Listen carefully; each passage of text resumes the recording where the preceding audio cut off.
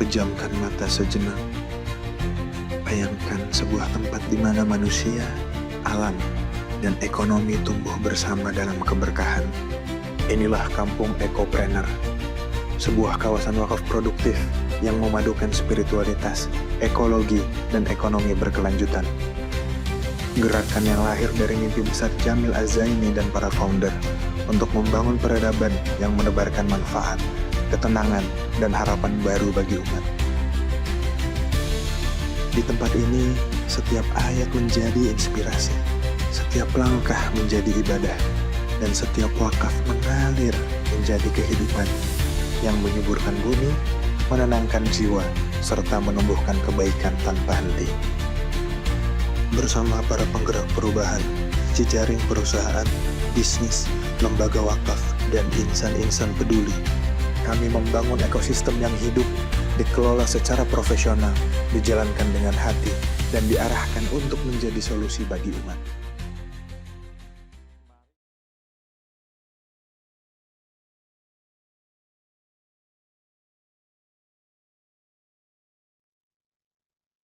Kebiasaan pagi yang menyehatkan badan dan mencerahkan pikiran. Webinar persembahan Meaningful Ways berkolaborasi dengan Kampung Ekopreneur, MHJA Series, OSB, dan juga Skill School. Bismillahirrahmanirrahim. Allahumma inna nas'aluka ilman nafi'an wa na'udzubika min ilmin la yanfa'. Rabbi zidni ilma warzuqni fahma. Amin. Untuk itu kepada Dr. Gustaf, dipersilakan dok.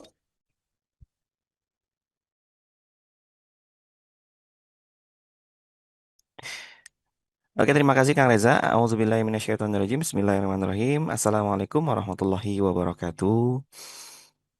Alhamdulillah, alhamdulillah, alhamdulillah, alhamdulillahilladzi hadana li hadza wa ma kunna linahtadiya laula hadanallah. Asyhadu an la ilaha illallah wahdahu la syarika lahu wa asyhadu anna Muhammadan abduhu wa rasuluhu nabiyya ba'd.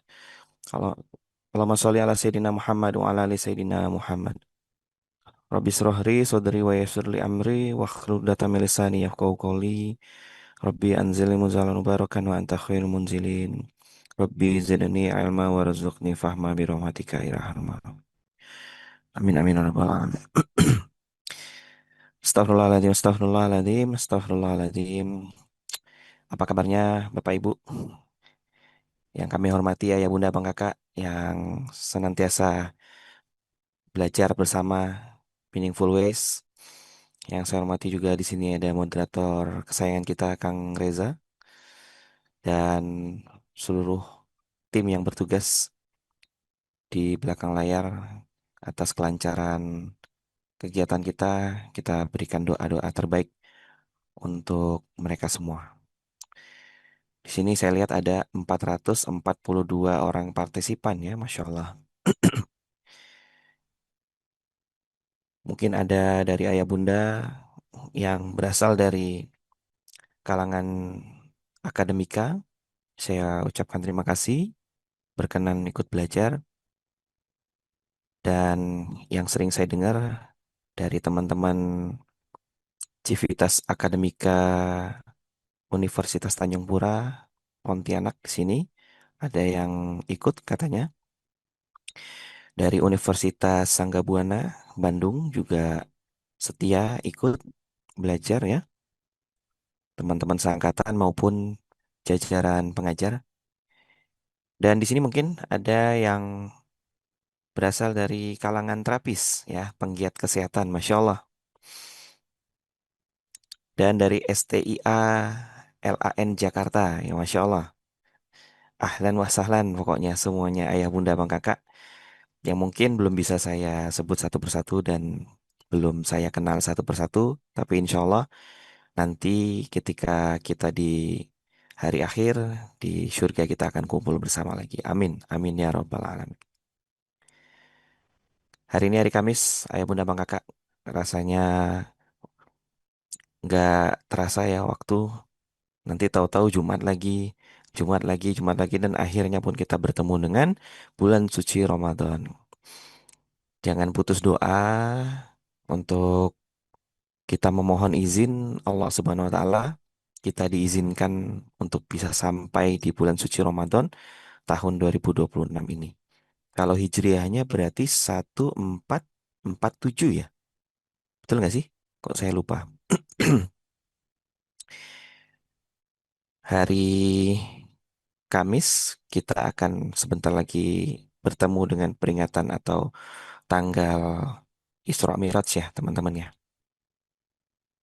Bagi yang udah sering belajar bareng saya, ketika tersebut kata Isra Mi'raj, teringatnya apa? Ya, banyak ya. Salah satunya ialah bekam sunnah. Sudah bekamkah Anda hari ini? Atau sudah bekamkah Anda bulan ini? Ya, silakan. Bagi yang belum sempat, silakan bekam ya. Bekam sunnah maksudnya, hijamah. Pagi ini ada suguhan materi menarik yang sudah kami siapkan ya. Seperti yang tadi sudah dimention di awal, yaitu the morning person ya. Insya Allah kita semua adalah morning person, orang-orang yang hidup di paginya atau yang menghidupkan paginya. Dan hari ini saya akan menjelaskan tentang behind the story of morning person. Jadi kita akan lihat apa atau sesuatu di balik cerita orang-orang yang hidup di pagi harinya atau orang-orang yang menghidupkan paginya. Seringnya kita mendengarkan edukasi kesehatan tentang bangun pagi. Hanya kita dapatkan tentang manfaatnya. Maksudnya manfaatnya misal contohnya ketika kita bangun pagi, kemudian kita minum air putih hangat, maka kita akan mendapatkan khasiat bla bla bla bla bla. Tapi jarang kita mendapatkan informasi atau mendengarkan informasi ada apa di balik alasan kenapa kita harus minum air putih hangat di pagi hari setelah bangun tidur sebelum sholat subuh. Nah, itu ya. Insya Allah itu yang akan kita pelajari sama-sama pagi hari ini. Sehingga harapannya kita akan menemukan alasan yang kuat. Kenapa kita harus jadi the morning person atau orang yang hidup di pagi hari dan menghidupkan pagi harinya. Ini dia behind the story of morning person. Disampaikan langsung oleh saya pada kesempatan Meaningful Ways pagi hari ini. Dan ini ada kutipan sabda dari Nabi Muhammad SAW. Qala Rasulullah SAW, Allahumma barik li ummati fi bukuriha. Artinya, Rasulullah SAW bersabda. Nah, ini seperti sabda dan doa ya berarti ya. Ya Allah, berkahilah umatku pada waktu paginya. Diriwayatkan oleh Tirmizi nomor 1222 1212. Selain Tirmizi juga yang meriwayatkan atau merawinya ini adalah Ibnu Majah dan ada dari sebentar Ibnu Majah terus Tirmizi sama Abu Daud. Nah, ada tiga ya yang terkenal ya. Saya ambil salah satunya yaitu Tirmizi. Teman-teman sadar nggak sih bahwa sabda yang satu ini selain mungkin Rasul menyampaikan petunjuk atau pesan ya atau ada informasi, tapi kita mendapatkan sesuatu yang tak kalah hebatnya yaitu apa? Doa. Doa dari pemimpinnya para nabi dan rasul, yaitu Nabi Muhammad SAW. Mohon teman-teman ketika terdengar suara atau kalimat atau nama Nabi Muhammad SAW, sempatkanlah mengucap salam ya. Nah, ini kita lihat dari sabda beliau satu ini, kita tuh bisa mendapatkan sebuah petunjuk dan doa dari beliau. Rasulullah SAW bukan manusia biasa, manusia yang paling ijabah doanya, paling dicintai oleh Allah Subhanahu wa taala. Jadi, ketika kita semuanya disebutkan ke dalam satu kata ini, umatku, maka selama kita masih beriman kepada Allah dan para rasulnya, maka kita akan termasuk ke dalam umatnya Nabi Muhammad dan termasuk dalam khasiat atau manfaat doa ini. Nah, tinggal kita mau atau enggak mendapatkan pengabulan doa Rasulullah SAW dalam kutipan hadis ini, ya. Waktu pagi hari kita tuh sudah diberkahi oleh Allah Subhanahu wa taala, insya Allah. Jadi ini petunjuk, ya, petunjuk dari Rasul. Ayo kita sibukkan dunia kita di pagi hari, mulai dari selesai sholat subuh, maksudnya sholat subuh tepat waktu. Selesai itu kemudian kita semuanya bertebaran di muka bumi. Mulai perdagangan, ada yang mulai harinya dengan olahraga, ada yang memulai harinya dengan mendengarkan tausiah, mempelajari Quran, silakan. Yang penting positif. Dan pada pagi hari ini kita akan memperkuat aktivitas pagi hari kita dengan sama-sama kita mengetahui dulu apa yang sebetulnya terjadi pada malamnya sebelum kita kemudian dibangunkan oleh Allah Subhanahu wa taala untuk melaksanakan sholat subuh berjamaah atau yang wanita di rumah, ya. Ketahuilah bahwa ketika kita tidur di malamnya, nah ini bervariasi ya teman-teman, ada yang mulai tidurnya dari setengah 9 malam, ada yang jam 9, ada yang sampai bahkan jam 10 malam baru bisa tidur. Dan ini apalagi berbeda lokasi daerah kita, mungkin juga variasi tidurnya juga berbeda-beda ya. Entah itu yang di waktu Indonesia Timur, Indonesia Tengah, sama Barat, saya rasa sepertinya ada perbedaan. Tapi biasanya durasi tidurnya tetap sama, kurang lebih 5 sampai 7 jam. Ya, ini yang sehatnya ya. 5 sampai 7 jam. Kalau Rasul sendiri mempraktikkan jam tidurnya itu maksudnya durasi tidurnya sekitar 5 jam. Dan alhamdulillah beliau tetap segar, sehat ya. Cuma beliau menambahkan di siangnya beliau menyempatkan tidur, qailul lah namanya ya. Jadi kalau teman-teman misalnya di tempat kerjanya agak sulit untuk tidur ya, apakah itu 15 sampai 30 menitan, maka ya sudah cukupkan tidurnya di malam. Ya, jadi kalau misalnya kita punya tempat bekerja yang mengizinkan tidur siang atau bahkan bagi ibu-ibu yang misalnya di rumah ya, ibu rumah tangga jadi mungkin punya kesempatan tidur siang, maka nggak apa-apa, malamnya tidurnya hanya 5 jam. Nah, tapi kalau yang nggak punya kesempatan tidur di siang harinya, maka saya sarankan coba tambah tidurnya lebih dari 5 jam di malam harinya. Jadi normalnya biasanya kita kalau yang sehat-sehat ini 5 sampai 7 jam ya. Tapi sebetulnya bukan itu saja yang mau saya sampaikan, melainkan ini ya, tidur sama dengan statis. Nah, teman-teman ada yang sudah bisa menerka apa makna dari clue tidur sama dengan statis, teman-teman? Ada yang bisa menjelaskan secara singkat di dalam kolom komentar? Ini di kolom komentar ada yang ngomong, Mbak Wulan Bekasi kalau tidur jam 1 sampai 2 suka kebangun pipis gimana dong? Gak apa-apa. Justru kalau ditahan pipis yang jadinya ini ya bermasalah ya atau kurang baik gitulah. Dari Mbak Risa berarti saat punya waktu hanya 5 jam tidur cukup. Ya kalau misalnya siang masih punya waktu untuk istirahat paling tidak mungkin rebahan-rebahan cukup sih menurut saya. Paling lama jam 10-an sudah tidur sampai jam 3 bangunnya. Berarti kalau mulai dari jam 10 bangun sholat tahajud jam 3 berarti berapa jam tuh? 11, 12, 1, 2, 3 ya 5 jaman lah ya. Mbak Nana Nazri bilang statis tidak bergerak. Mbak Ayu tidur itu seperti mati jadi statis. Andi Yurisah ya, statis sama dengan diam. Anissa tidur sama dengan mati. Ya, setengah mati sih ya sebenarnya ya. Terus Mbak Yulismar pemulihan. Oke, ini memaknai tidur dengan istilah yang lain boleh. Pemulihan ya, regenerasi silakan. Mbak Muji Bogor tidur sama dengan mati. Oke. Umi Ihsan ya.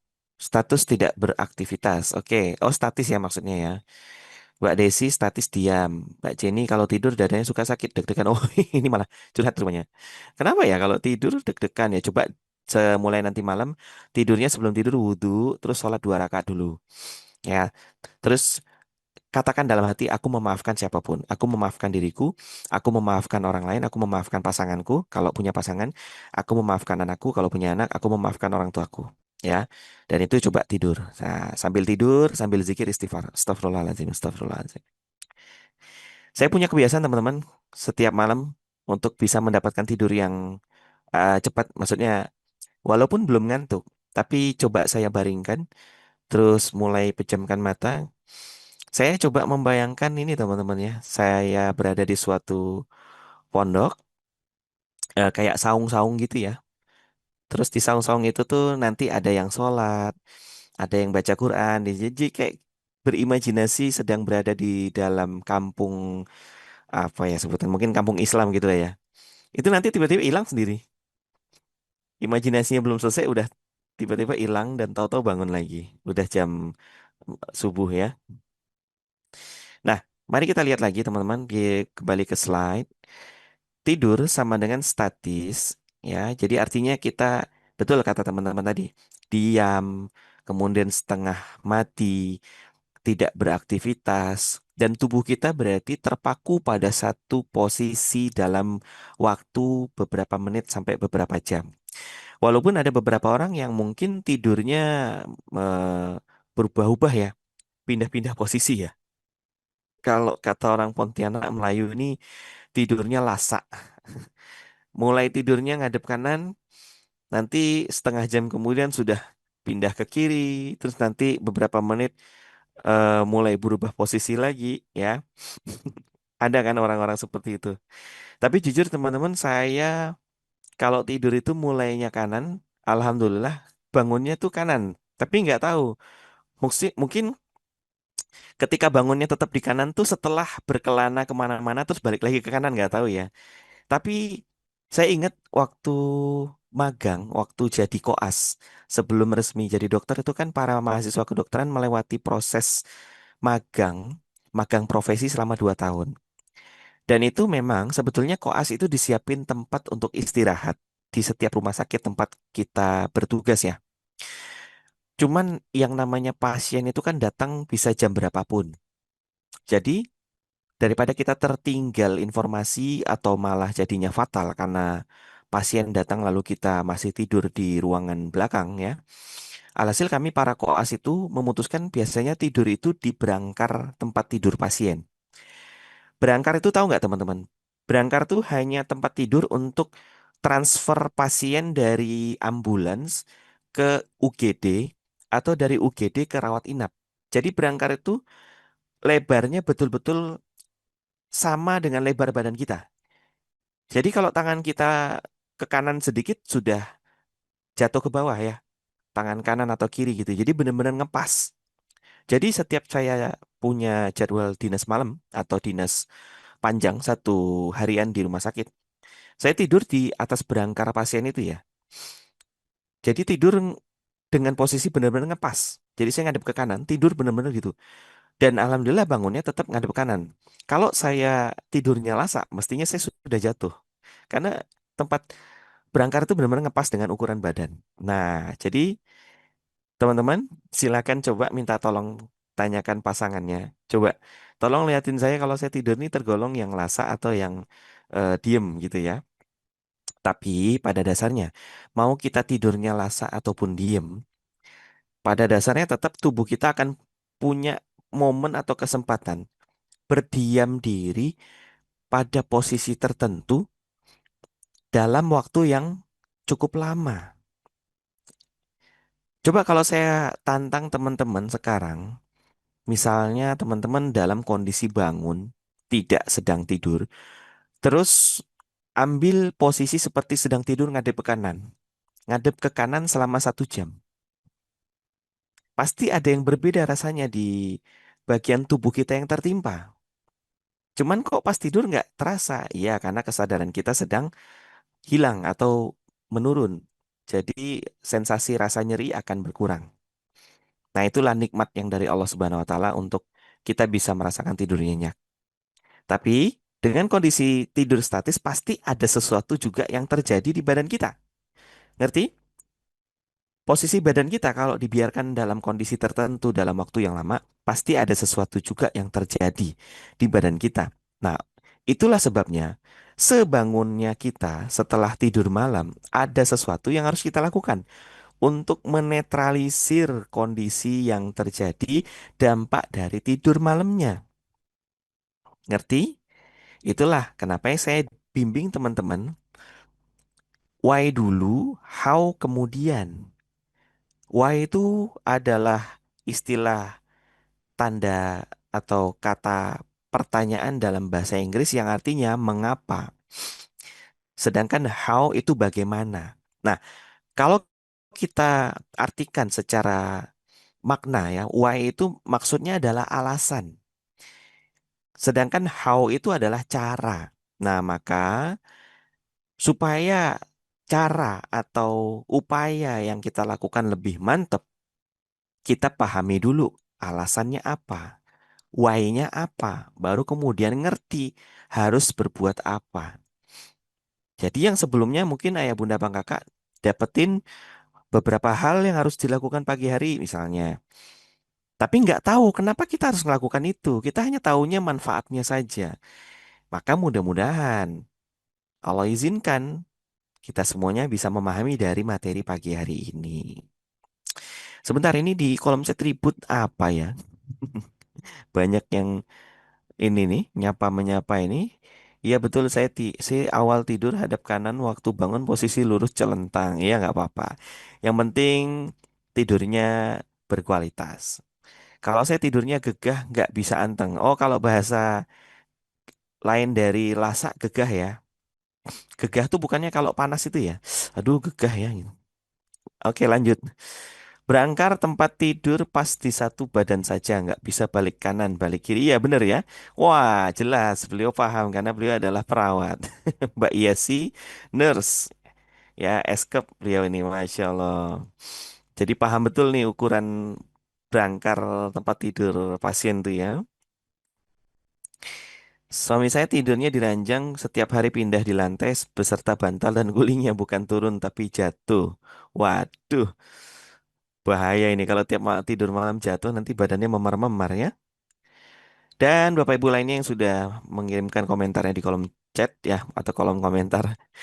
Mohon maaf mungkin belum bisa saya tanggapin satu-satu tapi saya baca secara cepat. Alhamdulillah. Terima kasih ya Bapak Ibu atas keaktifannya dan semangatnya pagi hari ini. Masya Allah. Oke, sepakat ya kita ya. Why dulu, how kemudian. Sudah siap? Udah siapin buku catatan, pulpennya. Saya kok di layar ini nggak ngelihat beberapa ini ya, Bapak Ibu yang sering ikut belajar. Tapi ada yang baru-baru juga nih saya lihat. Kayak Umi Neni, ini mana Umi Neni? Terus Mbak Bu Amanah itu ya. Udah lama ini nggak jumpa beliau, Masya Allah. Dan Bapak Ibu yang ada di sini semuanya, saya sayangi dan saya doakan keberkahan dari Allah Subhanahu wa taala. Amin ya rabbal alamin. Oke, udah siap semuanya ya? Kita lihat dulu yang pertama apa sih? Prefrontal cortex. Ada yang ingat prefrontal cortex letaknya di mana? Yang jelas memang prefrontal cortex itu di otak kita. Yang lebih jelasnya lagi, prefrontal cortex kita itu letaknya di bagian depan sini Bapak Ibu. Jadi ini otak. Nah, bagi yang belum pernah ngelihat otak kita seperti apa, inilah dia gambar atau bentuknya. Ya, walaupun ini hanya gambar 3 dimensi, tapi insya Allah ini benar-benar mewakili lah bentuknya. Dan jujur, alhamdulillah, saya diberikan kesempatan oleh Allah Subhanahu Wa Taala bisa memegang otak manusia sungguhan pada saat masih jadi mahasiswa praktikum. Ya kita tahu sama tahu ya, mahasiswa kedokteran itu kalau praktikumnya beneran pakai tubuh manusia asli yang sudah jadi mayit. Jadi saya megang betulan otak. Tapi kan itu otaknya sudah mati ya, sudah lama mati ya. Jadi biasanya agak mengecil. Nah, syukur alhamdulillah pada saat saya koas masuk stase forensik. Qadarullah pada saat itu ada kasus pembunuhan. Seorang wanita belia masih muda oleh itulah pacarnya ya dibunuh dan pihak keluarga minta otopsi untuk menentukan penyebab kematian. Pada proses otopsi sampailah di kepalanya itu, karena kalau SOP otopsi kan semua bagian badannya dibuka ya, termasuklah kepala ini kan di apa tengkoraknya dibelah, terus kita lihat bagian otaknya, dan itu Benar-benar saya melihat otak langsung, otak manusia yang baru saja meninggal bentuknya memang masih seperti ini, fresh. Cuman ditambah ada ini ya, darah-darahnya gitu ya. Kalau ini kan namanya juga ini hanya gambar 3 dimensi ya, nggak ada darahnya, nggak ada pembuluh darah juga nggak ada ya. Tapi aslinya tuh ada ya. Dan memang bentuknya seperti ini teman-teman. Saya validasi ya. Jadi benar gambarnya seperti ini. Dan prefrontal cortex itu letaknya di depan sini nih. Otak itu dibagi beberapa bagian dan salah satunya adalah frontalis ya, lobus frontalis itu di sini. Dan prefrontal cortex itu adalah lapisan luar dari lobus frontalis atau di bagian depan sini. Jadi ketika kita sujud ya sama dengan kita sedang menyentuhkan atau mendekatkan prefrontal cortex kita dengan bumi atau mendekatkan prefrontal cortex kita ke tempat sujud gitu ya. Dan bagi yang tahu Bapak Ibu, prefrontal cortex ini fungsinya untuk membantu kita sebagai manusia untuk bisa bijaksana, bisa membuat keputusan, bisa menimbang mana baik, mana buruk. Nih kesabaran kita ada di sini dan area frontalis dan lebih tepatnya prefrontal cortex adalah area di dalam otak manusia yang membedakan otak manusia dengan hewan dan bahkan bisa membedakan manusia dengan hewan. Hewan bergerak, hidup secara insting, tidak bisa berpikir.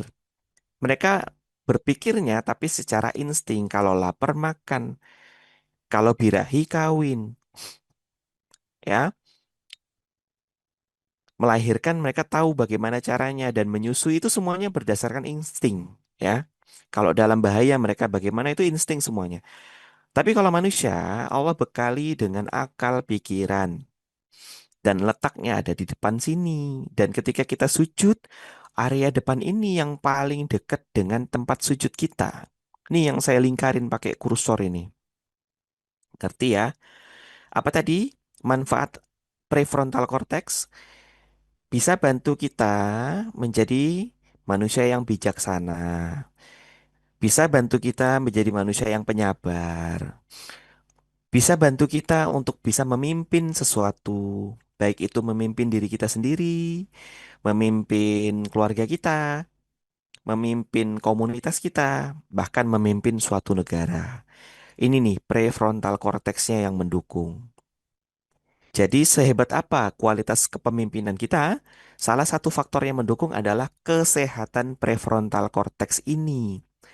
Jadi kalau area prefrontal cortexnya nggak sehat, maka bisa jadi orang tersebut akan sulit untuk bisa bijaksana, akan sulit untuk menjadi orang yang penyabar, akan sulit untuk bisa memimpin sesuatu, akan sulit juga untuk bisa membedakan mana yang baik, mana yang buruk. Jadi kalau kita ketemu sama seorang pemimpin yang dia tidak bisa membedakan mana yang baik dan buruk, justru lebih banyak dia melakukan keburukan, dia tidak bisa memimpin dengan baik, tidak bisa mensejahterakan anggotanya, maka boleh kita curigai bahwa area prefrontal cortexnya tidak sehat. Apa yang membuat area prefrontal cortex tidak sehat? Atau apa yang membuat area prefrontal cortex kita sehat? Ya, mari kita lihat dulu. Loh, ini kok ada yang nyoret? Why? Tidak sempurna dialiri darah selama 9 jam. Atau yang tadi 5 sampai 7 jam kita tidur dalam kondisi tertentu, ya. Kita tubuh kita dalam posisi diam di tempat. Maka artinya selama 5 sampai 7 jam atau bahkan 9 jam otak kita tidak dialiri darah dengan sempurna. Pengaruhnya bisa ini nih terhadap kemampuan otak dalam memproduksi kebijaksanaan dan pengambilan keputusan. Atau yang tadi tuh memimpin, kemudian membedakan yang baik mana yang buruk, penyabar, ya, kreativitas, itu semuanya ada di prefrontal cortex ini. Sekarang kita lihat ternyata ada satu bagian di otak kita yang dia baru bisa dialiri darah dengan sempurna kalau dalam satu kondisi tertentu, yaitu apa? Pada kondisi sujud atau gerakan sujud pada sholat. Bersyukurlah teman-teman terlahir sebagai muslim. Kita punya kesibukan harian kita yaitu apa? Sholat 5 waktu. Jadi punya kesempatan untuk merawat area prefrontal cortex kita ini. Dengan kita sujud, maka sama dengan kita sedang mengalirkan darah secara sempurna ke seluruh bagian otak termasuk area prefrontal cortex ini. Karena setelah diteliti, ternyata area prefrontal cortex ini baru bisa dialiri darah dengan sempurna ketika kita berposisi sujud. Sujud yang paling sering kita lakukan adalah ketika sholat kan. Satu hari kita punya 5 waktu sholat. Dengan total rokaatnya kita 17. Benar nggak? 17. Berarti 17 kali kita sujud. Benar nggak sih 17? 4 tambah 4 tambah 4 ya. 12 tambah 3, 15 tambah 2 ya. Benar ya 17 ya. 17 kali kita sujud. Kali 2 dong.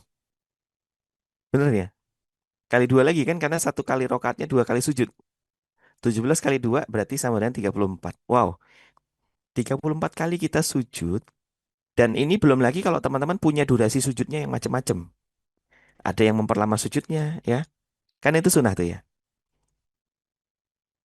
Jadi ketika kita merasakan kok saya akhir-akhir ini agak blunder ya. Susah untuk menyabarkan sesuatu. Susah untuk menjadi orang yang bijaksana. Saya akui saya adalah seorang pemimpin bagi komunitas saya. Tapi kok seringnya saya gagal memimpin mereka. Nah coba daripada kita menyalahkan anggotanya, lebih baik kita coba introspeksi diri. Mungkin sholat kita kurang sempurna. Sujud kita kurang lama, kurang nikmat. Sujud kita tergesa-gesa. Jadi darahnya tidak bisa mengalir secara sempurna di area prefrontal cortex ini. Nah coba maksimalin sholatnya, maksimalin sujudnya. Rasakan perbedaannya. Nah inilah ketika bangun di waktu subuh, ayo sholat, langsung sholat. Supaya apa? Otak kita punya kesempatan dialiri darah secara sempurna. Nah, inilah why-nya.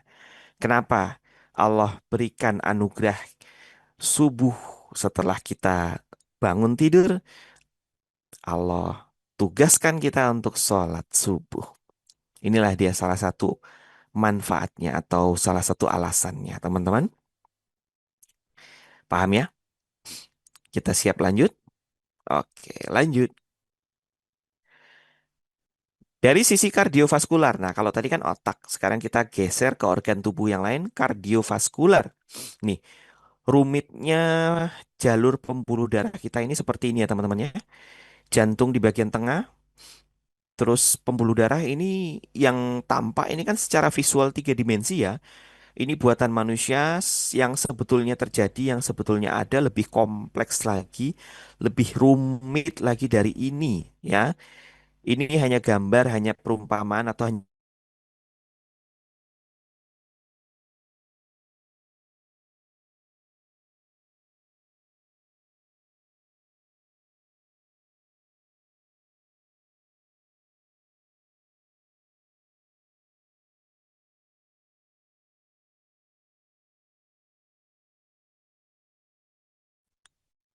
layar apa gambar Bapak Ibu tadi hilang semua. Aman ya? Oke. Bapak Ibu bisa lihat di gambar sini, ini yang warna merah adalah pembuluh arteri.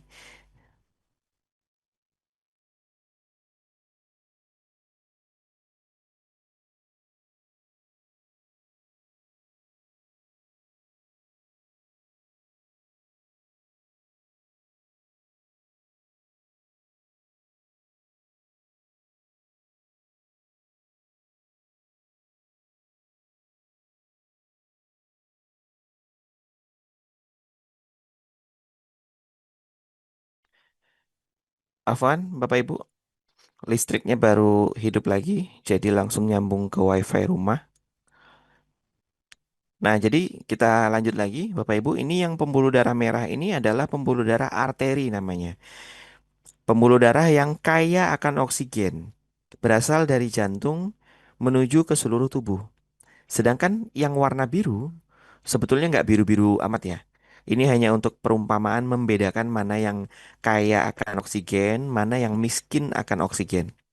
Jadi pembuluh darah yang biru itu adalah pembuluh darah balik. dari seluruh tubuh kembali ke jantung dan paru-paru. Jadi yang biru itu lebih banyaknya karbon dioksida daripada oksigennya, gitu ya. Kita lihat apa yang terjadi, teman-teman. Why? Tidur artinya minim pergerakan. Sebagian pembuluh darah kita kehilangan pompa manual dari kontraksi otot rangka. Sekarang kita lihat ya, pembuluh darah itu tersebar di seluruh bagian tubuh kita, termasuk di alat gerak kita. Tangan, kaki, punggung, pinggang, paha, leher. Dan teman-teman Allah berikan kita nikmat berupa apa? Jantung bisa memompa darah ke seluruh tubuh dan mengembalikan darah ke jantung lagi. Tapi kalau semua darah itu harus jantung yang menggerakkan, maka jantung juga pasti bisa capek. Itulah sebabnya Allah berikan bantuan ada jantung kedua. Jantung kedua itu ada di bagian otot-otot besar kita ini. Di lengan, di betis. Apalagi betis ini kan dagingnya banyak kan? Dan ketahuilah di sekitar daging yang banyak itu juga banyak pembuluh darahnya. Dan ketika kita beraktivitas, apakah itu berjalan, jogging, beres-beres rumah, itu kan artinya otot-otot rangka kita bergerak. Sehingga dengan kontraksi otot yang rutin, maksudnya kontraksi otot yang berulang, itu akan membantu mengalirkan darah untuk kembali ke jantung. Jadi jantung tuh bisa berterima kasih sama kita. Oh, makasih ya udah dibantu didorong. Makasih ya udah dorongin darahnya ke sini ya. Nah, sekarang kondisinya ketika kita tidur 5 sampai 7 jam atau bahkan ada yang sampai 9 jam tidak bergerak. Jadi selama itulah jantung kita tuh kerja sendirian. Walaupun mungkin ketika tidur kita tidak terlalu maksudnya jantung ketika kita tidur tidak terlalu bekerja keras, tapi dia tetap saja dia kerja sendirian. Akhirnya apa? Menyebabkan menurunnya kecepatan aliran darah dan meningkatkan beban jantung karena tidak dibantu oleh otot rangka. Kalau teman-teman kemudian beraktivitas, misalnya jalan kaki, jogging, angkat beban, atau jemur pakaian, mengepel, nyapu, itu kan semua aktivitas yang bisa dipastikan membuat otot rangka kita berkontraksi ya. Jalan kaki saja itu sudah banyak otot rangka kita yang kontraksi ya. Betis, paha, pinggang, tangan, leher. Kebayang betapa banyaknya darah yang dibantu oleh otot kita untuk kembali ke jantung. Sehingga jantung kita lebih ringan. Dia hanya perlu memastikan darah itu bisa mengalir ke seluruh tubuh. Nah, gitu ya. Sedangkan untuk darah kembali ke jantung sudah dibantu sama otot rangka.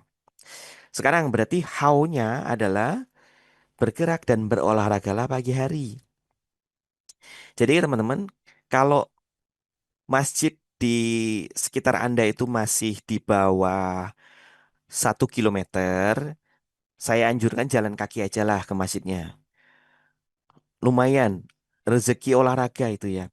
Apalagi kalau misal subuh itu ya, jalan kaki. Nah, tapi kembali lagi sesuai dengan kemampuan teman-teman dan kondisi keamanan di sekitar rumahnya teman-teman. Ya, kalau memang ada potensi kriminal, ya sudah pakai kendaraan saja. Atau kalau misalnya saya paling sebel ya, kalau di sebuah komplek atau gang atau jalan ada yang miara guguk tapi nggak bertanggung jawab, nggak diikat, dibiarin kemana-mana itu sebel banget saya. Ya kalau guguknya itu tipikal guguk yang jinak gitu ya, yang udah biasa melihat manusia. Tapi kan ada juga ya, kadang datang gilanya itu kan guguk suka gonggongin kita yang lewat. Itu kan sebel ya rasanya ya. Ya takut juga iya, terus maksudnya takut digigit juga iya, takut najis juga iya gitu toh. Ya gitu ya. Jadi teman-teman mungkin, tapi ya nggak tahu sih ya. Misalnya kalau seandainya di forum ini ada Muslim yang juga miara guguk, saya pesan deh diikat Kalau misalnya di jam-jam sholat biarkan jamaah atau tetangga kita kalau mau jalan ke masjid tuh tentram gitu ya, nggak terkena najisnya gitu kan. Udah capek-capek wudhu dari rumah, terus kemudian didusel-dusel sama kuku kan, waduh batal lagi ya. Bahkan kata ulama kita tuh tersentuh ujung hidungnya saja itu sudah harus cuci dengan air tanah ya. Cuci dengan tanah maksudnya, sorry. Hanya tersentuh ujung hidungnya saja padahal. Belum sampai dijilat, apalagi digigit ya. Oke, ini dia tentang kardiovaskular, teman-teman ya. Kita sudah tahu why-nya, kita pun tahu bagaimana how-nya. Mbak Nia ini iya banget nggak suka guguk. Iya, betul sama. Tapi tidak semua guguk ya, karena ada satu guguk yang spesial yang menemani persembunyian teman-teman Ashabul Kahfi kita. Disebutkan bahkan itu satu-satunya guguk yang diceritakan di dalam Quran. Dan mungkin bisa jadi guguk tersebut yang Allah izinkan masuk surga kelak. Jadi bagi yang teman-teman favorit atau kagum dengan kisah Ashabul Kahfi, nanti di surga mungkin akan diberikan kesempatan kita bisa bertemu dengan mereka, Ashabul Kahfi yang katanya 7 atau 9 orang, dan bisa melihat hewan piaraannya itu, guguknya itu ya. Apa makna atau kabar bahagia yang saya dapatkan atau yang bisa kita dapatkan dari Suratul Kahfi menjelang yang waktu chapter. Jadi Al-Kahfi itu kan ada 4 kisah yang diceritakan di dalam satu surah itu ya. Kisah pertama yang diceritakan adalah kisah Ashabul Kahfi. Jadi ada kabar baik atau kabar bahagia di situ yang saya dapetin setelah mendengarkan banyak tausiah bahwa guguk aja diabadikan namanya hanya karena dia mendampingi orang-orang yang teguh menegakkan Islam atau teguh imannya di antara orang-orang lain yang zalim. Jadi artinya, apalagi kita yang manusia, yang mungkin menemani ustadz, kita manusia yang mendampingi dakwah orang, kita manusia biasa, tapi kita mensupport dakwahnya orang, dakwah suatu lembaga. Misal contoh teman-teman yang bergabung di Meaningful Support Program. Nah misalnya ya, IMSP tadi yang sempat dikenalkan oleh Kang Reza. Nah, maka insya Allah doa kita juga semuanya, kita semua yang tergabung dalam MSP itu kemudian Allah abadikan namanya. Disebut-sebut namanya oleh para malaikat insya Allah. Amin, amin ya Robbal Alamin. Karena guguk aja diabadikan namanya atau dianggap mulia gitu ya. Apalagi kita yang manusia gitu kabar baiknya ya. Oke, baik gitu teman-teman. Kita lanjut lagi ya. Oh ini ada yang nanya sebentar di kolom chat, Parkinson ya. Apakah itu akibat pernah jatuh dulu ya? Eh bisa iya bisa enggak, tapi biasanya Parkinson itu baru terjadinya setelah benturan berulang ya. Sebagai contoh, teman-teman pernah kenal atau masih ingat sama petinju legendaris Amerika yang namanya Muhammad Ali? Di akhir usianya dia itu menderita penyakit Parkinson. Nah, kalau kita lihat riwayat hidupnya itu kan eh, puluhan atau bahkan ratusan pukulan ya yang mendarat ke badannya, terutama di kepala ya. Bisa jadi juga Parkinsonnya terjadi karena riwayat trauma-trauma berulangnya itu. Tapi kalau ini yang ditanyakan Mbak Tisha atau Bunda Tisha ini jatuhnya hanya sekali ya, saya juga tidak bisa memastikan betul ya. Bisa iya, bisa enggak. Oke. Mbak Hera Bokor, ternyata manfaat sujud itu banyak banget, terutama sikap kita dalam memimpin. Artinya kita harus memelihara kesehatan secara menyeluruh agar bisa selalu sujud dengan sempurna. Mantap. Bagaimana jika sholatnya sudah nggak bisa sujud, hanya bisa sholat di kursi? Ya sudah, dinikmati saja apa kondisi kita yang sudah kita rasakan saat tersebut. Masih bisa sujud, Alhamdulillah. Udah nggak bisa sujud lagi, Alhamdulillah tetap. Walaupun tetap keutamaannya, manfaatnya beda. Oke? Jadi tetap otak bagian prefrontal cortex tetap bisanya dialiri pada kondisi sujud. Jadi buat teman-teman yang mungkin qadarullah sekarang sedang mengalami penyakit yang tidak bisa membuat kita sujud lagi ya sudah tetap disyukuri. Oke, paling tidak masih bisa sholat. Paling tidak nanti masih punya kesempatan masuk surga. Oke, amin amin ya rabbal alamin. Kita lanjut lagi ya teman-teman ya. Ginjal. Nah, ginjal ada dua ya, normalnya. Tapi bisa jadi juga ada orang yang hanya punya satu ginjal, mungkin kelainan bawaan dari lahir, atau yang mungkin ginjalnya baru saja diangkat karena suatu penyakit, atau yang ginjalnya didonasikan ke orang tercinta lainnya ya, donor ginjal. Ada kan salah satu artis kita di tanah air, dia Birrul Walidain, dia mendonorkan ginjal untuk ibu tercintanya. Kalau nggak salah ya, namanya artisnya Tommy Kurniawan, kalau nggak salah.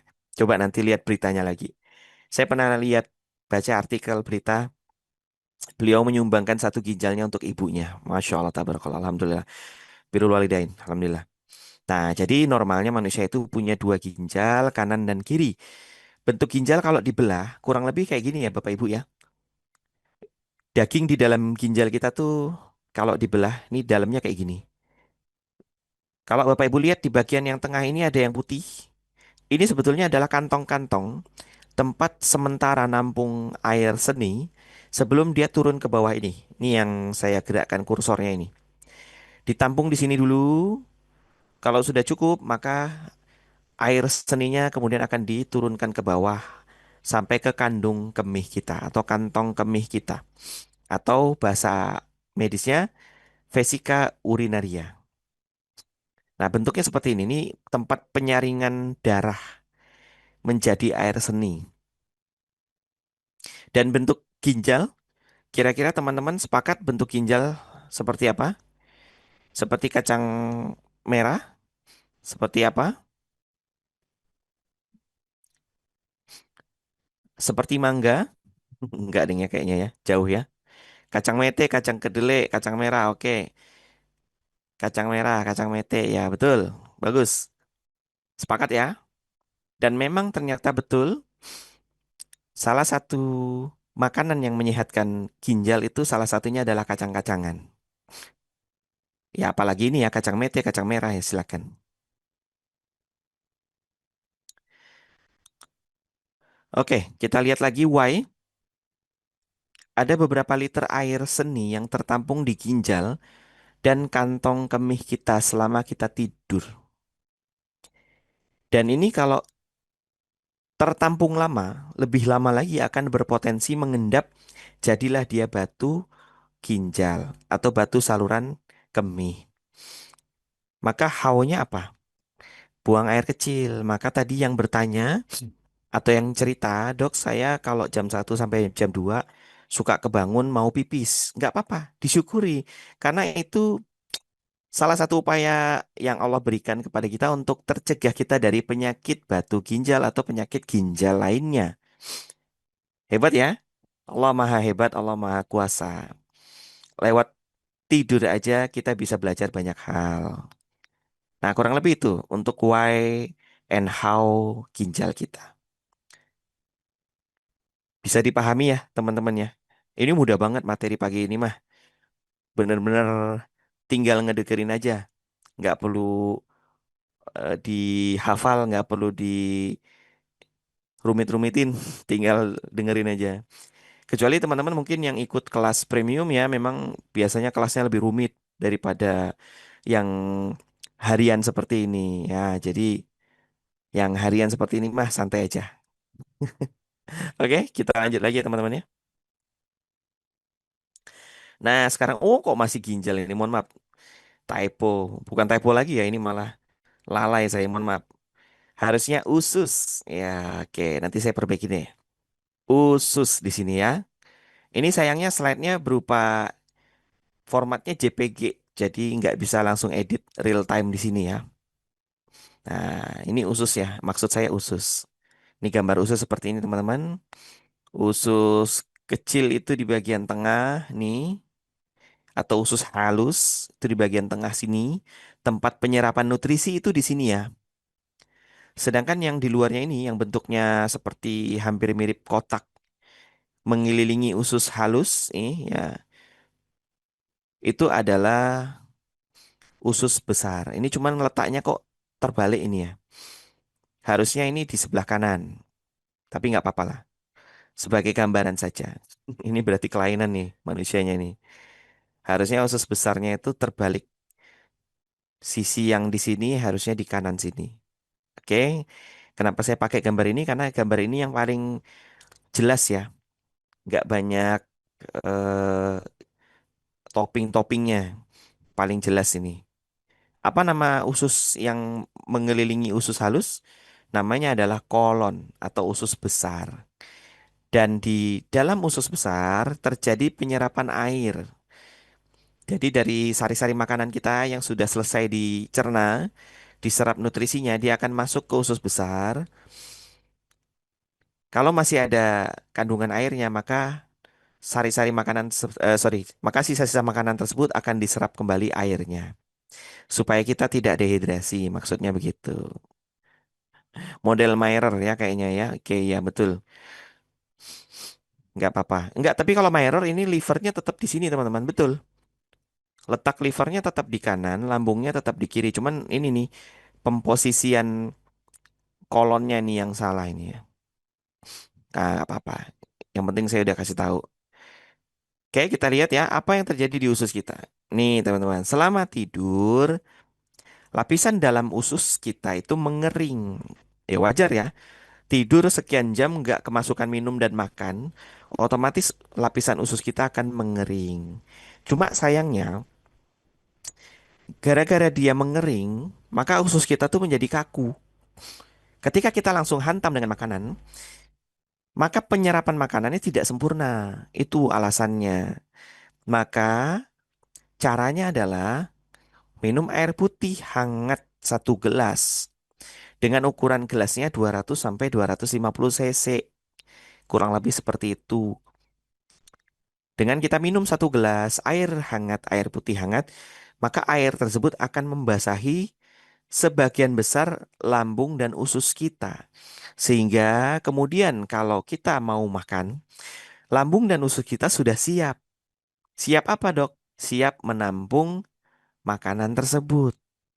Dan alhamdulillah ternyata setelah diteliti, usus yang sudah lembut dan basah bisa menyerap makanan lebih baik daripada kalau dia dalam kondisi kering.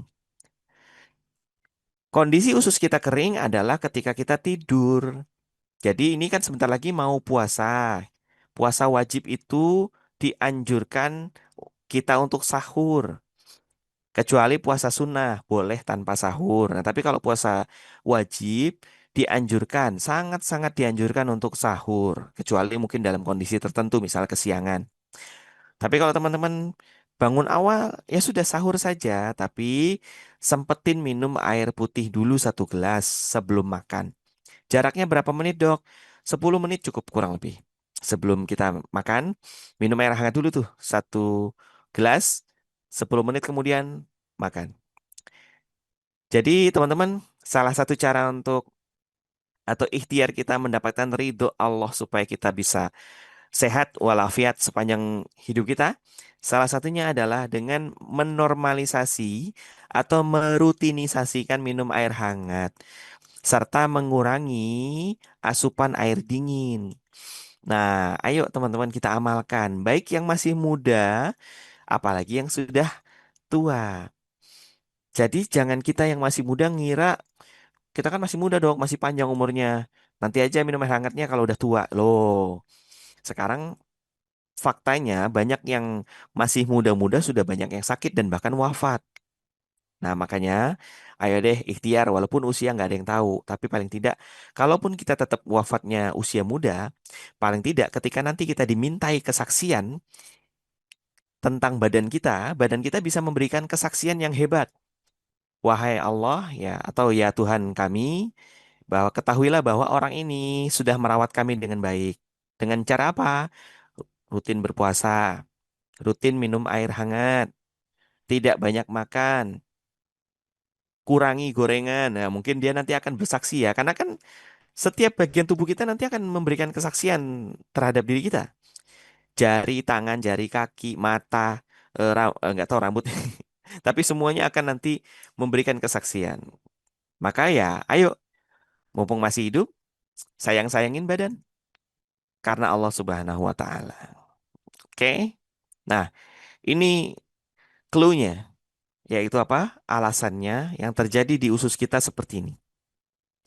Dan caranya ini, minum air hangat, air putih hangat. Harus saya sertakan air putihnya ya, air putih supaya jelas. Takutnya nanti teman-teman ada yang minum alkohol hangat. Ya, alkohol kan hangat dok, nggak boleh ya. Harus clear ya, saya jelaskannya. Air putih hangat, monggo. Clear teman-teman? Kita lanjut ya. Yang selanjutnya ialah spesifik tentang lambung. Tuh bentuk lambung seperti itu ya. Kayak buah apa ini ya? Buah mangga masuk nggak ini? Dan ini gambar yang sebelah kanan tuh kalau lambung dibelah. Jadi kita bisa lihat bagian dalamnya.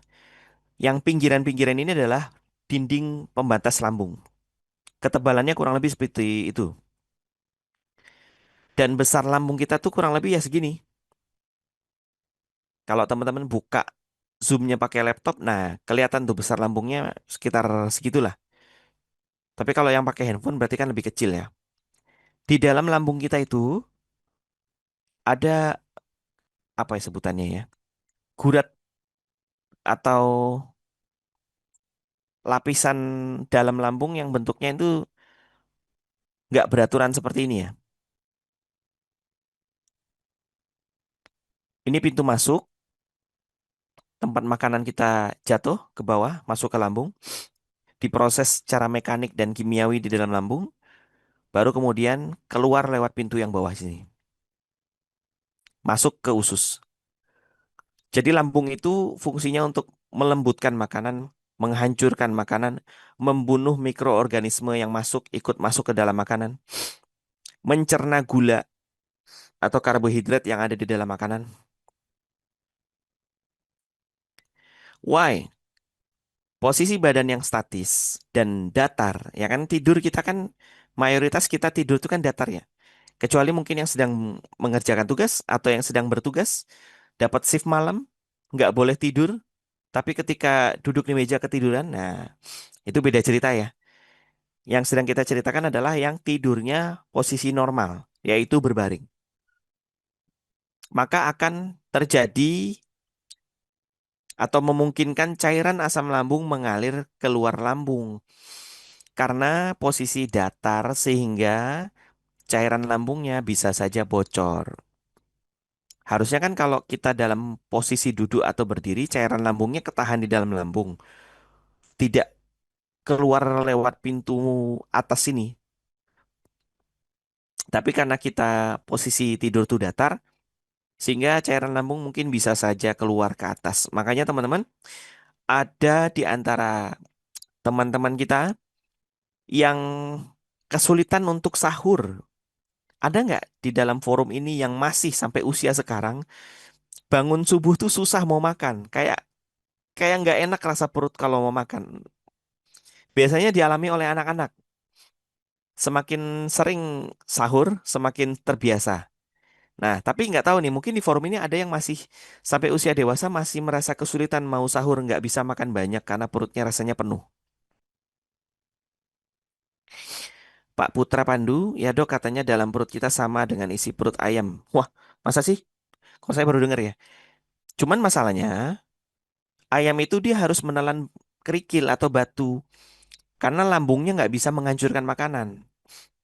Kalau kita bisa, kita nggak perlu habis makan bakwan, habis makan nasi, kita nggak perlu ngemil batu karena lambung kita bisa menghancurkan makanan sendiri. Ya, ternyata masih ada ya teman-teman yang merasakan ya, ini ya susah sahur ya.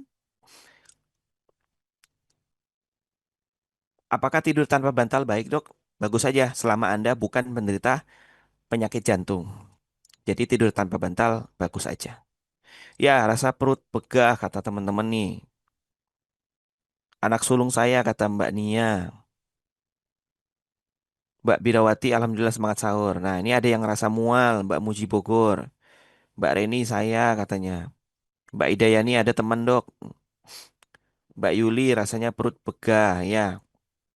Nah, itu karena tidurnya kita itu mungkin posisinya kurang tepat sehingga terjadi penumpukan cairan asam lambung. Makanya kita dianjurkan tidur ngadep kanan supaya bantu mempercepat pengosongan lambung kita dari penumpukan cairan asam lambung. Nah, ternyata ada manfaatnya juga tidur ngadep kanan ya. Cuman kan materi kita pagi hari ini bukan sedang membahas tentang manfaat tidurnya ya. Kita membahas tentang bangun tidurnya. Nah, jadi tidak bisa saya jelaskan begitu banyak tentang posisi tidur yang baik bagaimana, terus tidur yang sehat bagaimana.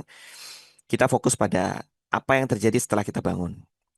Nah, jadi apa yang harus dilakukan untuk bantu mengurangi tumpukan cairan asam lambung? Sama seperti usus tadi, minum air putih hangat 1 gelas.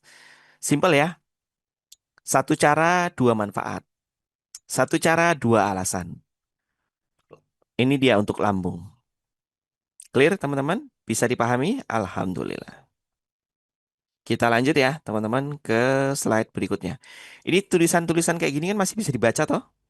Ini statis dan datar ya. Terus yang di sisi ini cairan asam lambung ya. Ingat asam lambung bukan nama penyakit ya. Asam lambung itu nama cairan di dalam lambung. Nah, sekarang kita masuk ke bagian sendi.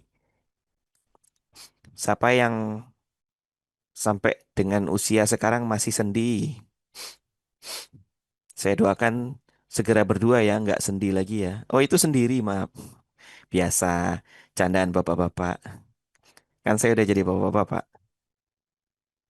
Mbak Yesi. Oh, Mbak Yesi ada ya. Alhamdulillah. Sehat ya Mbak Yesi Cilegon. Saya dok, Mbak Astuti. Ini maksudnya saya apa nih? Saya mual sahur apa saya sendiri? Nah, Mbak Turi kan ternyata Menteri Pendidikan kita ada ini. Hadir, Mbak Turi Handayani. Teman-teman tahu nggak singkatan dari Turi Handayani? Kepanjangan singkatan dari Tut Wuri Handayani. Ngawur ya. Nama orang diubah-ubah ya. Mohon maaf. Oke, masih sendi kata Mbak Diana. Bunda Astuti, Mbak Astuti juga bilang sendi ya. Dok, kenapa ya saya kalau makan malamnya kemalaman, paginya nyeri ulu hati. Tapi kalau makan malamnya kira-kira sebelum isya, paginya lambung aman-aman saja. Ya, memang gitu sih teman-teman. Prosesnya panjang sebetulnya. Tapi sebetulnya pertanyaan yang Mbak Sani ini adalah jawaban juga. Jadi inilah jawabannya. Kenapa paginya nyeri ulu hati ya karena makannya kemalaman. Dan apalagi kalau ditambah dengan posisi tidurnya yang tidak nyunah ya, ngadep ke kanan ya, gitu itu lebih baik. Oke, Mbak Birawati, alhamdulillah sendiri bisa bebas beraktivitas. Ya, monggo. Nanti kita juga kalau sudah wafat di dalam kubur juga sendiri ya. Tapi ditemenin sama Quran, insya Allah. Ya, sebanyak apa Anda baca Quran, sedekat apa Anda baca Quran di dunia, maka seperti itulah nanti akan ditemani di alam kubur ya. Banyak baca Quran, dekat sama Quran, maka nanti Quran akan lebih banyak menemani kita di alam barzah atau di alam kubur nanti. Maka masih bisa hidup, ayo perbanyak baca Quran, perbanyak tadabur Quran, perbanyak kita mengamalkan Quran. Supaya nanti ketika di alam barzah, walaupun mungkin ya kita takut, kita sedih, kita sendiri di dalam kubur, tapi ada Quran yang menemani dan menerangi kita. Oke, ini sendi. Why? Aliran cairan sendi melambat selama kita tidur. Ingat tadi prinsip di slide nomor 3 bahwa saya sampaikan tidur sama dengan statis. Nah, itu kata kunci untuk kita masuk ke belasan slide setelah itu. Termasuklah di segmen sendi ini. Ketahuilah kita ketika kita tidur, kan kita nggak bergerak atau minim bergerak. Sehingga aliran cairan sendi kita tuh akan melambat. Nah, maksudnya cairan sendi itu teman-teman, ini saya kasih gambar pertemuan antar tulang. Ini tulang paha, nih bagian atas adalah tulang paha, yang bawah sini tulang betis. Ini adalah lutut kita ini yang kecil nih, yang bentuknya seperti segitiga terbalik. Ini adalah lutut kita dan di dalam di balik dari lutut ada celah pertemuan antara tulang paha sama tulang betis. Inilah dia tempat tertampungnya cairan sendi. Tapi nanti ini dibungkus oleh kapsul. Jadi cairannya itu tersimpan di dalam kapsul. Tapi namanya cairan dia harus mengalir keluar dan masuknya. Sorry, masuk dan keluarnya harus lancar. Orang-orang yang sekarang mengalami sakit osteoartritis, sakit asam urat, itu akibat dari tidak lancarnya aliran sendi. Dan itu bisa meningkat potensinya, meningkat resikonya dengan karena kita tidur lama, tapi tidak melakukan how-nya. Ini dia how-nya. Stretching. Stretching bisa Anda lakukan dalam kondisi apapun, ya olahraga, kita peregangan juga bisa. Tapi ketahuilah juga bahwa sholat kita itu juga bermakna atau bisa berfungsi sebagai stretching. Salah satunya adalah posisi ruku. Ruku itu posisinya betul-betul harus 90 derajat, teman-teman. Dan bagi yang nggak terbiasa, itu rasanya terik banget. Betis, paha, pinggang, sampai ke leher. Tetap dinikmati karena itu momen kita stretching. 3 rakaat kita sholat, maka 3 kali kita ruku atau 3 kali kita stretching. Masya Allah, tabarakallah. Tapi kan kalau subuh hanya 2 ya untuk yang wajibnya. Kecuali kalau teman-teman nambah qobla subuhnya ya. Jadi totalnya 4 rakaat. Apalagi kalau teman-teman nambah dengan tahajud sebelum azan subuhnya. Jadi semakin banyak stretchingnya, semakin top, semakin sehat, mantap. Cairan sendinya nggak jadi masalah. Nah, makanya teman-teman ada orang yang usianya sudah 60 tahun masih bisa jogging. Ada juga saya kenal ketemu langsung sama orang yang usia 72 tahun. Itu umurnya 72 tapi wajahnya mirip orang seperti 45-an.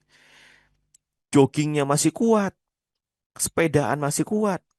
Salah satu amalan yang dia ceritakan adalah, "Dok, saya nggak pernah niup makanan. Walaupun dia panas, saya nggak tiup makanan itu.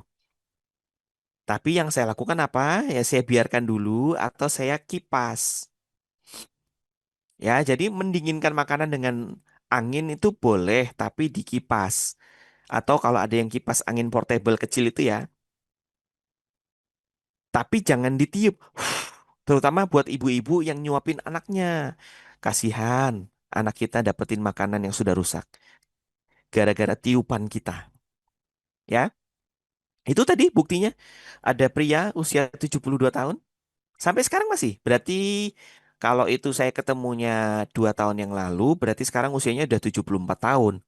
Dan saya belum mendengar berita beliau wafat. Berarti kan masih ada. Alhamdulillah. Oke, kita siap lanjut ke berikutnya ini. Sebentar lagi selesai kayaknya. Dikit lagi. Paru-paru. Nah, gambar paru-paru kita seperti ini kurang lebih teman-teman ya. Ada 2, kanan dan kiri. Bentuknya sedikit berbeda antara kanan dan kiri. Dan kalau kita lihat bagian dalamnya tuh sebenarnya seperti ini ya. Seperti tangkai-tangkai pohon yang kemudian cabang-cabangnya itu punya daun-daunnya masing-masing. Nah, itu ya, seperti ini. Paru-paru kita tuh cabang utamanya satu, kemudian bercabang jadi kanan dan kiri. Ternyata dari cabang kanan kiri bercabang lagi, dan bercabang lagi. Seperti pohon lah. Dan apa yang terjadi? Mulai dari azan subuh sampai masuk waktu syuruk atau matahari terbit ya, fajar ya. Paru-paru bertugas membuang racun berbentuk gas, karbon, timbal, apalagi ya, banyak lah toksin yang bentuknya gas itu dibantu dibuang oleh paru-paru kita. Maka ketika paru-paru kita sibuk membuang racun lewat gas, yang harus kita lakukan adalah jangan tidur. Kita keluar rumah, hirup udara yang bagus-bagus. Menggantikan toksin yang sudah dibuang itu loh. Kalau bisa keluar rumah, atau misalnya yang bapak-bapak pulang dari sholat subuh, sebelum nyampe rumah mungkin muter sebentar, jogging atau jalan kaki. Atau nongkrong di masjid ya itu juga nggak salah ya. Asalkan nongkrongnya juga jangan sambil udut-udutan. Ya percuma nongkrong pagi ba'da subuh udut-udutan. Mending bobo aja deh. Karena dengan udut-udut kita masukin racun baru. Kang Reza ketawa. Tapi kalau nggak sempat keluar rumah, ya sudah. Mungkin lagi hujan atau anginnya kenceng ya, atau mungkin dalam kondisi sedang dalam eh, bencana banjir ya. Ya udah, rumahnya dibukain jendelanya biar udara bagusnya masuk ke dalam rumah kita dan bisa kita hirup. Nah, ini how-nya. Ketika kita tahu why-nya, maka how-nya semakin kuat. Oh, ternyata organ tubuh kita tuh bekerja bergantian sesuai dengan waktu sholat. Ada yang masih ingat gak? Waktu asar sampai menjelang maghrib, organ apa yang bekerja? Organ apa yang piket? Ada yang masih ingat? Mulai masuk waktu asar sampai maghrib, organ apa yang bekerja? Ih, keren banget Mbak Dian Padang. Ginjal, Mas Wahyu Ratmoko, ginjal nih berarti semuanya pernah ikut belajar. Mbak Mutiah ginjal, Mbak Desi ginjal, Mbak Indrawani ginjal, Mbak Titin liver. Ah, kurang tepat, liver. Liver tuh malam. Ya, nggak apa-apa. Bisa dicoba lagi.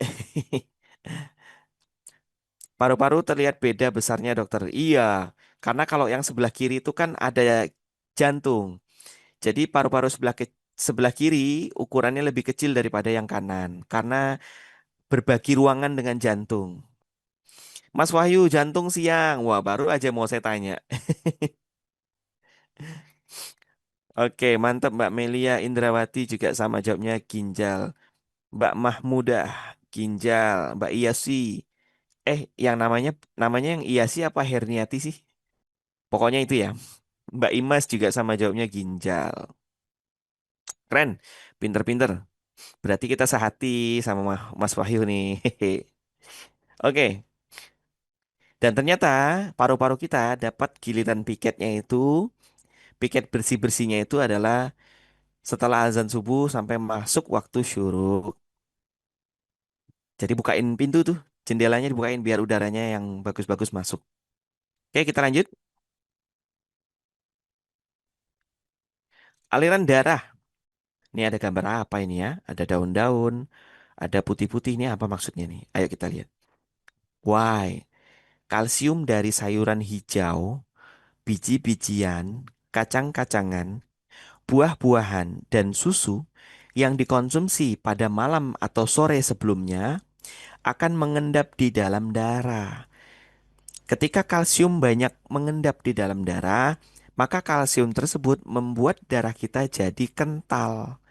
Kalau darahnya makin kental, maka alirannya makin lambat, tekanannya makin tinggi. Jadi, kita konsumsi kalsium, harapannya mau sehat, harapannya tulangnya kuat, ternyata malah jadi penyakit. Jadi, how-nya bagaimana, dok? Ada dua. Yang harus kita ketahui adalah yang pertama, berjemur di pagi hari untuk bisa mendapatkan asupan vitamin D. Dan yang harus ditunda adalah minum kopi pagi hari supaya tidak menghambat penyerapan kalsium oleh vitamin D. Nah, sekarang saya ceritakan sesuai kronologinya dulu gini ya. Vitamin D berasal dari mana?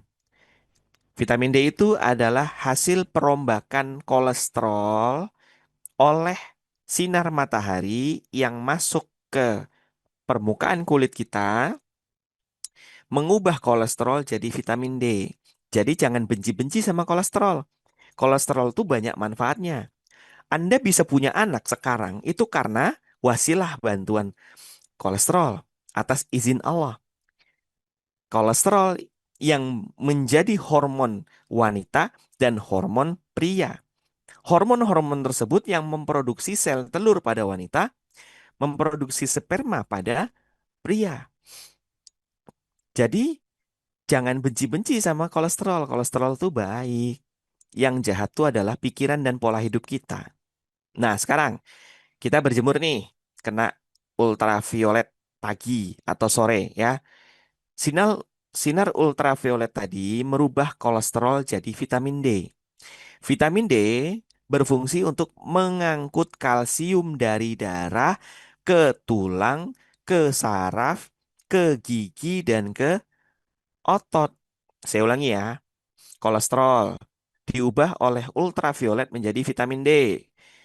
Vitamin D mengangkut kalsium yang mengalir di dalam aliran darah kita itu diangkut ke tulang, ke gigi, ke saraf, dan ke otot.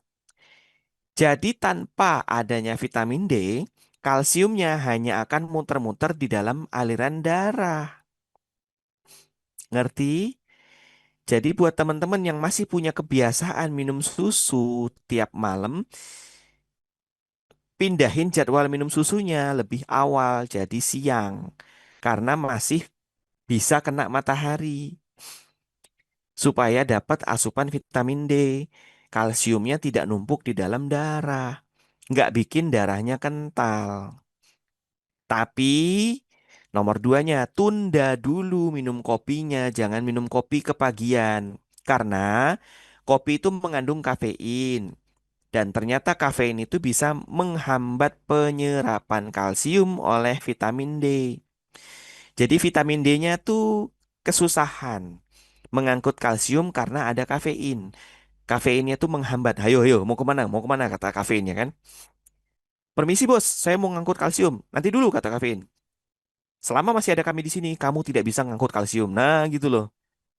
Jadi buat teman-teman, kalau nggak mau tulangnya cepat keropos, pagi-pagi kurangin dulu kopinya. Minum kopinya nanti lewat jam 9 lah. Biar tubuh kita ngangkutin kalsium dulu. Biar tulangnya sehat, giginya kuat, sarafnya sehat, ototnya kuat. Masya Allah. Simpel aja kan? Siap, lanjut. Sudah paham semuanya? Kalau teh juga sama. Sorry, saya kurang lengkap ya. Harusnya kopi dan teh. Teh juga ada kafein soalnya.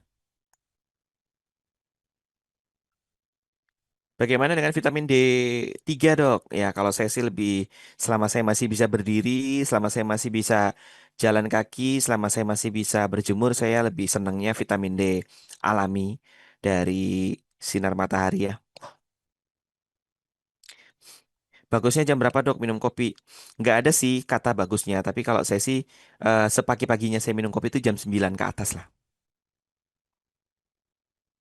Saya pengopi saya hantu kopi juga Bapak Ibu. Tapi ada aturannya juga kok untuk ngopi itu ya. Dok perlu nggak minum vitamin D setiap hari? Ya kalau Anda masih muda, masih bisa keluar rumah, masih bisa berjemur sih nggak perlu juga minum vitamin D setiap hari. Tapi kalau Anda sudah lansia, sudah lemah, mau keluar rumah susah ya, sudah konsumsilah vitamin D. Oke, kita lanjut lagi ya teman-teman ya. Nah, rongga mulut. Nah, kalau tadi kan darah, sekarang rongga mulut. Why-nya apa? Nah, ini agak panjang, saya bacain ya. Selama kita tidur, mulut dalam keadaan diam, maka produksi air liur pun menurun. Beda kalau kita lagi ngomong, kita lagi makan, air liurnya banyak. Tapi kalau lagi tidur, makanya sering bangun-bangun kadang bibir kering atau lagi bobok tiba-tiba terbatuk karena itu kering tenggorokan. Maka terjadi ketidakseimbangan koloni bakteri dalam rongga mulut. Nah, hal ini bisa memicu bau mulut, pengeroposan gigi, peradangan tenggorokan, dan lain-lain sebagainya. Wih, simpel aja padahal. Gara-gara apa? Mulutnya kering. Maka haunya apa? Menggosok gigi sebangun tidur. Supaya ini nih, menormalisasi keseimbangan koloni bakterinya. Jadi nggak salah ya. Bangun tidur sebelum sholat subuh, sebelum wudhu, gosok gigi dulu. Apalagi kalau Anda mau ke masjid ketemu sama orang, ngomong sama orang ya kita juga harus lihat dia ya. Kasihan dia kalau dia harus nahan bau mulut kita. Oke, teman-teman. Sudah? Ini yang terjadi di rongga mulut. Dan ini ion tubuh kita. Ya ini hanya gambaran saja ya. Hanya simulasi saja. Sebetulnya nggak gini-gini amat nggak. Ketahuilah pada saat kita tidur, tubuh itu melepaskan beberapa ion. Bahkan menurut penelitian, sepertiga ion kita gitu dilepaskan pada saat tidur. Ion tubuh kita tuh ya kalium, kalsium, natrium, apa satu lagi? Magnesium ya.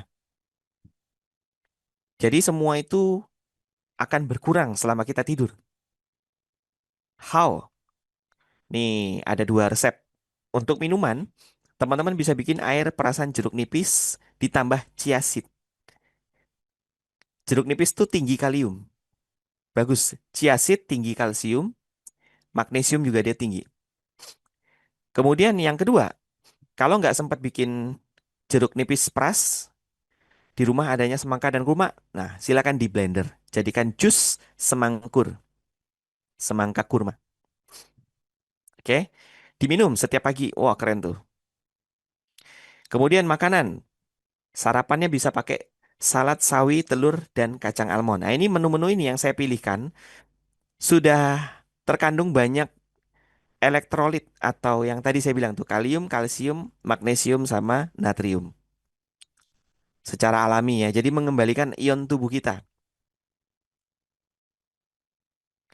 Dok, saya mau minumnya pakai minuman ini aja, elektrolit. Kalau saya sih nggak terlalu menganjurkan karena di dalamnya juga ada gula. Pengen sehat tapi malah nambah penyakit gitu ya. Kemudian yang selanjutnya energi tubuh. Nah ini lagi-lagi hanya apa ini hanya simulasi aja. Nggak betul-betul teman-teman bisa kame ha gitu nggak gitu ya. Bisa mengeluarkan listrik, bisa dorong barang pakai apa tiupan pakai dorongan tangan. Kalau orang zaman dulu mungkin iya bisa, tapi sekarang kita nggak bisa lagi. Why? Tubuh memproduksi sebagian energi. Nah, ini perhatikan teman-teman. Kembali lagi ke jam tubuh kita, jam biologis tubuh kita. Kalau tadi kalau tadi paru-paru punya jam piketnya mulai azan subuh sampai syuruk. Nah, sekarang tubuh kita punya jam produksi energi itu ketika seperdua malam. Kan malam itu bisa kita bagi tiga ya. Sepertiga malam terakhir itu bagus untuk kita sholat tahajud. Seperdua malam itu mungkin sekitar mulai jam 12-an sampai jam 2-an ya. Dan ketahuilah bahwa mulai jam segitu, tubuh kita sudah memproduksi energi. Jadi kalau teman-teman bergadang ngelewatin jam 12, biasanya akan sulit tidur. Lebih susah mau tidurnya kalau dibanding sebelum jam 12. Karena tubuh kita sudah memproduksi energi baru, malah lebih seger. Nanti subuhnya baru ngantuk-ngantuk lagi. Oke? Dan ketahuilah bahwa sebagiannya lagi diproduksi pada waktu subuh. Sayang banget kalau kita melewatkan waktu ini, teman-teman. Maka hawanya apa? Tidak tidur kembali setelah waktu subuh, yaitu setelah azan subuh sampai dengan waktu syuruk. Karena di waktu tersebut, waktu yang terbaik tubuh kita memproduksi energi. Dok, tapi ngantuk banget. Ya sudah, minimal masuk dulu waktu syuruk, baru silakan Anda kalau mau bobok lagi. Oke, tapi hati-hati ya. Bobok setelah sholat subuh atau bobok di pagi hari itu biasanya mimpinya aneh-aneh. Bahkan ada beberapa orang yang mimpinya tuh sedih, mimpinya menyeramkan, hati-hati. Oke, begitu Bapak Ibu. Banyak yang manfaat yang kita pelajari dari bangun pagi dan beraktivitas di pagi hari. Jazakumullah wahsanal jaza. Selamat memproduktivitaskan, selamat memproduktifkan hari paginya, pagi harinya ya. Semangat teman-teman. Hidupkan paginya dan hiduplah di pagi harinya. Yang baik-baik datang dari Allah Subhanahu wa taala dan yang kurang baik datang dari diri saya pribadi. Untuk itu saya minta dimaafkan. Terima kasih atas perhatian dan kesetiaan teman-teman untuk ikut belajar bersama pagi hari ini dan pagi-pagi sebelum-sebelumnya. Ya, semoga ilmunya bermanfaat, bisa diamalkan dan membawa banyak dampak positif untuk hidupnya kita semuanya. Amin amin ya rabbal alamin. Saya kembalikan kepada Kang Reza. Wassalamualaikum warahmatullahi wabarakatuh. Waalaikumsalam warahmatullahi wabarakatuh. Syukran jazakumullah khairan Dokter Gustaf yang sudah bersama kita belajar pagi hari ini. Nah, bagaimana kita mempunyai pagi yang amazing ya. Alhamdulillah banyak banget ini Wahyu Wes. bekalnya. Masya Allah. Banyak banget bekalnya dok, Masya Allah, Alhamdulillah. Banyak Alhamdulillah. manfaat yang Bapak Ibu dapatkan ya, Insya Allah tadi 700 lebih Amin.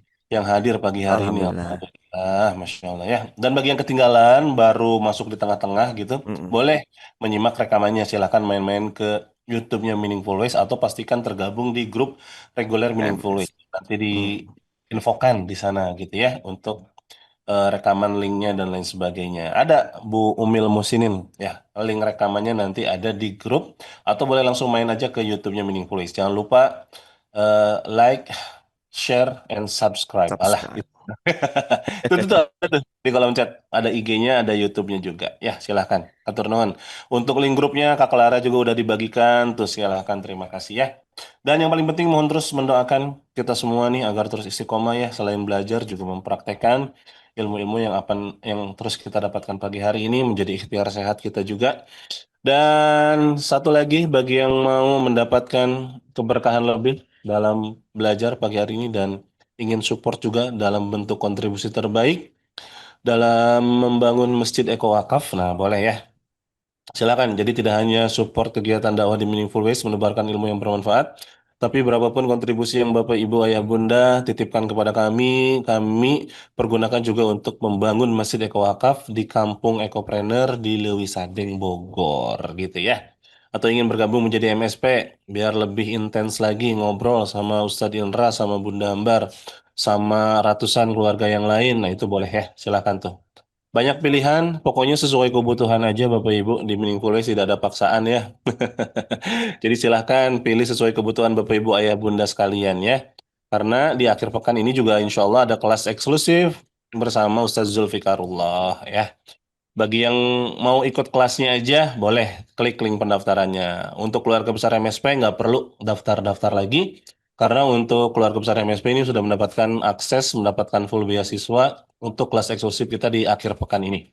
Dan akhir pekan ini bersama Ustaz Zul dengan tema Divine Heart Awareness. Nah, namun yang biasanya pagi, ini kita Sabtunya malam, Sabtu malam dicatat ya. Walaupun nggak bisa hadir, tenang aja, tetap ada rekamannya. Dan Ahadnya baru Ahad pagi, dan paginya jam 7.30, setengah 8, bukan setelah subuh ya. Jadi silahkan bagi yang mau ikut, yuk sama-sama kita belajar kembali dengan Ustaz Zulfikarullah, yang kemarin-kemarin terus ditanyain sama jamaah MW. Itu aja mungkin untuk hari ini. Sekali lagi terima kasih banyak Bapak Ibu Ayah Bunda sekalian dan juga Dokter Gustaf ya. Terima kasih banyak Dok pagi hari ini. Alhamdulillah. Mudah-mudahan banyak keberkahan buat kita semua dan seperti biasa Dok, nih sebelum kita tutup boleh satu kalimat meaningful statement sebagai penutup pagi hari ini. Silakan Dok. Ya, sesuai dengan nama Meaningful Ways itu kan artinya jalan penuh makna. Jadi teman-teman sekarang menjalani paginya sudah dengan aktivitas yang penuh makna, aktivitas yang punya alasan-alasan yang terbaik, dengan aktivitas yang terbaik.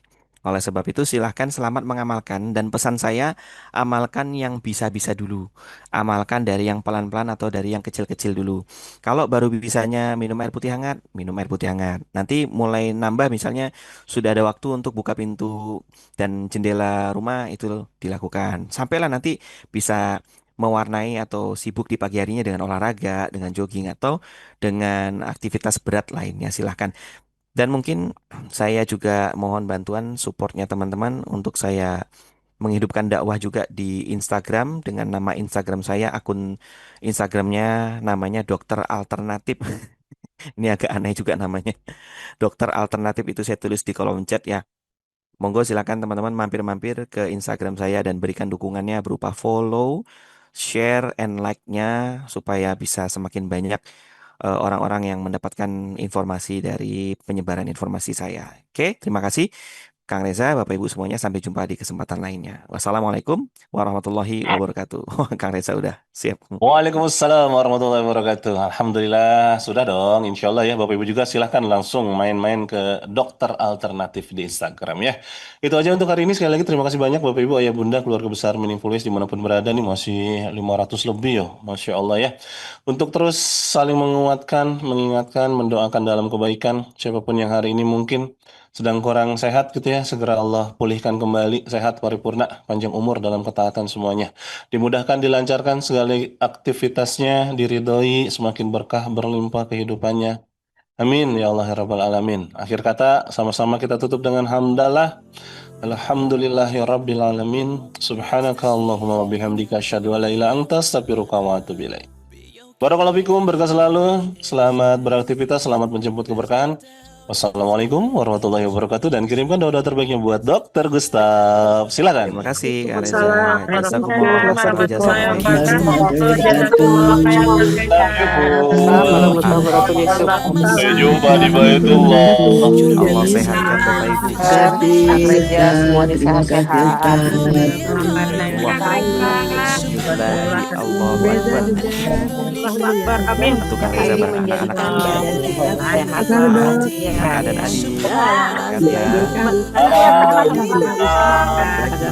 Berkat ya. Assalamualaikum warahmatullahi wabarakatuh. Because of you, I feel blessed. Because of you, oh Allah. Because of you, I feel blessed. Oh Allah. Because of you, I feel blessed. Because of you, oh Allah. Because of you, I feel blessed. You're a gift, and the more I discover, I found peace in my mind, body, and soul. Through your light, I can never be broken. You're my shelter in the time of storm. And I can't stop thinking about you. I know you're here by my side. You're the reason I feel so amazing. Thank you for being part of my life. Subhanallah, Alhamdulillah, I can't live without my dear. Subhanallah, Alhamdulillah, I can't live without my dear. Oh Allah, because of you I feel blessed. Because of you, oh Allah, because of you I feel blessed. Oh Allah, because of you I feel blessed. Because of you, oh Allah, because of you I feel blessed. Cause I follow to lie. Cause I follow